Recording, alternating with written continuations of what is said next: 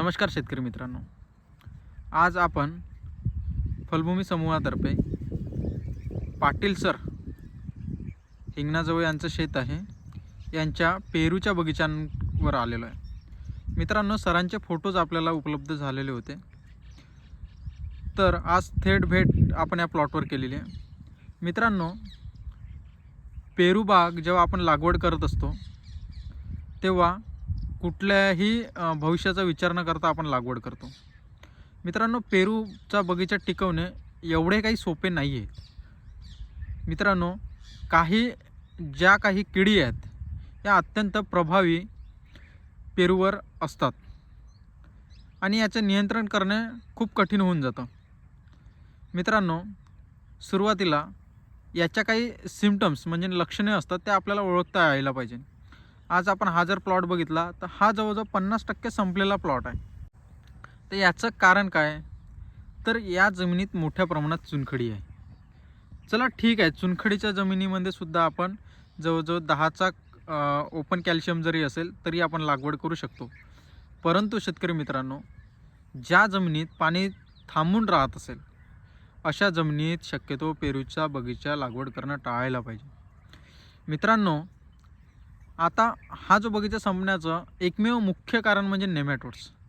शेतकरी मित्रांनो, आपण जेव्हा रोपं खरेदी करतो ते रोपं स्टेराईल करून लागवड करणं खूप आवश्यक आहे। रोपं आणल्यानंतर आधी ते कार्बोफ्युरॉनमध्ये असेल किंवा आपलं प्रोफेनफॉस असेल या द्रावणामध्ये त्याच्या मुळ्या बुडवून लागवड केली तर अत्यंत उपयुक्त राहू शकतात। मित्रांनो, सुरुवातीला जेव्हा पेरूमध्ये नेमॅटोडची सुरुवात होते तेव्हा पाने पिवळसर पडण्यास सुरू होतात आणि हळूहळू त्याचे या पद्धतीने झाडाची परिस्थिती चालू होऊन जातं। मित्रांनो, नेमॅटोड्स काय करतं? नेमॅटोड्स ही अशी कीड आहेत जी एक स्मॉल अशी अळी जवळजवळ 2000 अंडी आपल्या जमिनीमध्ये सोडतात। मित्रांनो, आता हे आपल्याला झाड एक तुम्हाला जर बघितलं खोड अतिशय सुंदर असं दिसत आहे, परंतु याच्या मुळ्या जर बघितल्या तर या मुळ्या पूर्णतः ग्रसलेल्या असतात। याला मोठ्या प्रमाणात गाठी आलेल्या असतात। आता ही कडक झालेली जमीन आहे। याचं एक उदाहरण मी तुम्हाला दाखवतो बघा। हे वाळलेल्या झाडामध्ये मी तुम्हाला दाखवतो।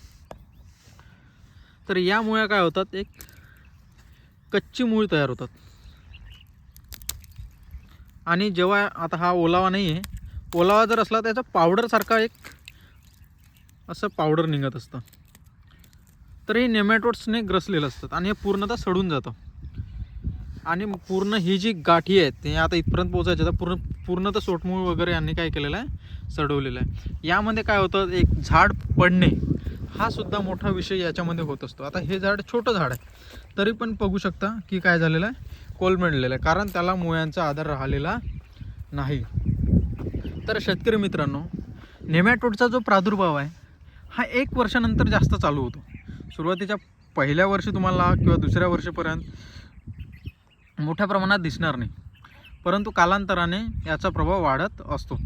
शेतकरी मित्रांनो, यासाठी नियंत्रण करण्यासाठी ज्या काही बायोकेमिकल्स आहेत ते बायोकेमिकल्स जास्तीत जास्त वापरण्याचा प्रयत्न करावा।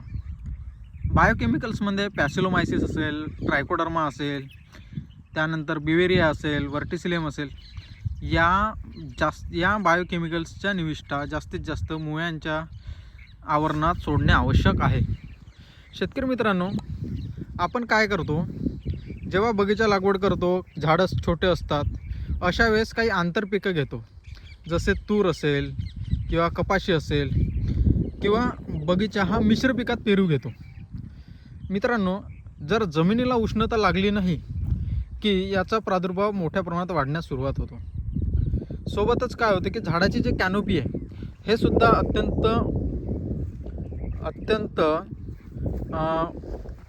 चांगल्या प्रकारे ठेवणं आवश्यक आहे।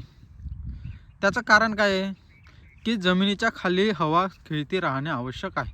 आता बघा, या झाडाच्या कटिंग जर बघितलं ते कटिंग योग्य नाही आहेत, तर आपल्याला कटिंग्स पण झाडाची प्रॉपर ठेवणे आहेत, झाडाचा आकार प्रॉपर ठेवणे आहे, त्याच्यामुळे फळाची क्वालिटी येईल, रोगमुक्त झाड असायला पाहिजे। शेतकरी मित्रांनो, आपण काही फलभूमीद्वारे तयार करण्यात आलेले पेरूचे बगीचे बघितले आहेत, त्यामध्ये एकही झाड हे रोगग्रस्त दिसत नाही, कीडग्रस्त दिसत नाही. त्याचं कारण म्हणजे बायोकेमिकल्सचा वापर. तर शेतकरी मित्रांनो, अशीच माहिती फलभूमी तर्फे आपल्यासाठी घेऊन येत राहील. आपण कुठल्या फळझाडांची माहिती आपल्याला हवी आहे, कुठल्या किडींची माहिती आपल्याला हवी आहे, याची कमेंट्स बॉक्समध्ये आपण विचारू शकता. धन्यवाद.